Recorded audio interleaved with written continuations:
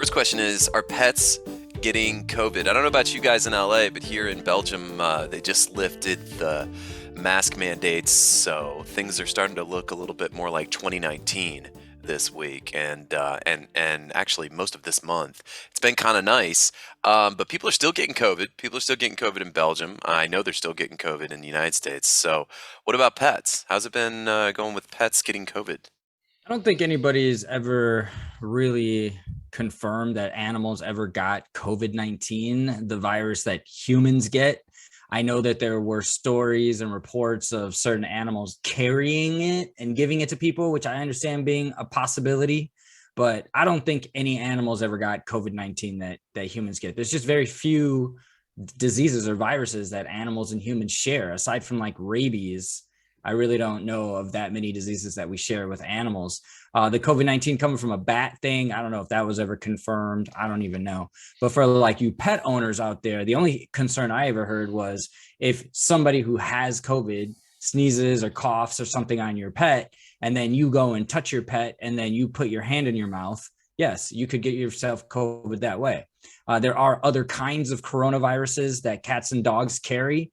Dogs and cats carry a variety of kinds of coronaviruses, very contagious between the animals, these coronaviruses, things that you're probably getting vaccinated for, like parvovirus, things like that. So if you have any pet coronaviruses that you're worried about, those are existing. Those exist. But ones that we could get from our pets and give to each other, not that I know of, and nothing that I ever heard about COVID-19.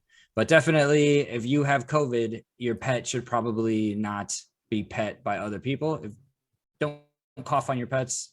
That's my advice. Yeah, well, yeah, try not to cough on any living thing other than maybe a plant, right? Yeah, no, that's kind of surprising. I didn't realize rabies was one of the few was one of the few diseases that spreads from humans to animals and vice versa. I guess that's why it's such a big deal. Animals, there's because I know animals can get diseases, they call them. Yeah, they zoonotic diseases. A zoonotic disease. Right. I mean, animals can get colds and everything, though, right? They have their own types of colds. Yeah. There's feline influenza viruses and canine influenza viruses. So those exist, but it's not like they get them from us or we give them to them. Okay. So no reported cases that you know of animals getting killed, but there's a possibility. So don't sneeze. Don't get COVID and sneeze in your cat's mouth. Yeah.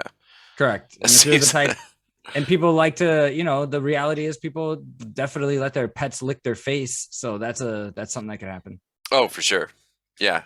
I mean, I have a cat, and I get it in my cat's face and this and that. I don't know about licking my cat's face, but to each their own. Yeah, for sure. I try not to judge. You want to make out with your pet as long as it's consensual. So I got COVID for my first time earlier this month, and was really surprised. We self-quarantined and this and that, but we'd heard stories from other people where their wives or their partners didn't get it, and then eventually my wife got it, but it was only after about 3-4 days that she ended up picking it up from me. And we stopped kissing and things like that, but we were a little bit more careless around each other because we just figured. So I guess with pets, they travel close to the ground typically. So maybe just keep them in their element. Maybe don't let them sleep. Would you say don't let them sleep in your bed maybe, or? I guess, that would help any kind of distancing, quarantining, or just, not direct contact, but yeah. I don't know. I guess it's pretty hard to do if you're already letting them sleep with you and everything like that. Yeah.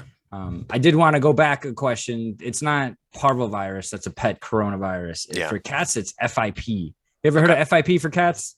No. No. I'd be lying if I said yeah. We should do a whole episode about FIP, but it is a feline coronavirus that is previously considered deadly, but there's been a lot of new developing treatments for this disease, FIP, and it just happens to be a feline coronavirus, so I think it's super interesting. But previously I said parvovirus. I did not mean that. Okay. But I'll make a note of that, FIP. We should talk about that. Yeah, we should do it. We should, for sure. Cool.